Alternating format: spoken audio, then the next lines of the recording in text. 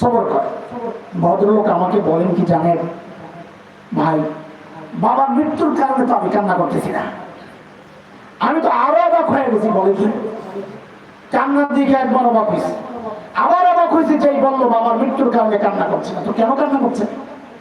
ভদ্রলোক আমাকে বলেন কি জানেন, আমি আমার বাবার লাশের সাথে কথা বলতেছি, বাবা তো কোনো জবাব দিচ্ছে না। কি কথা বলতেছি?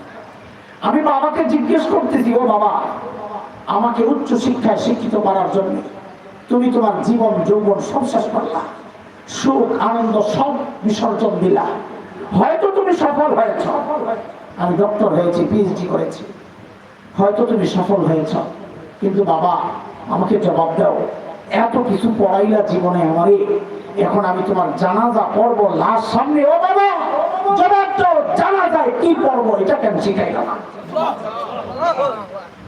গর্ব করে না, গর্ব করে। আরে গর্ব তো করবে হাফেজের বাবা, গর্ব তো করবে আলেমের বাবা, যে বাবা মায়ের সন্তান, বাবা মায়ের জানাজা পড়ানোর যোগ্যতা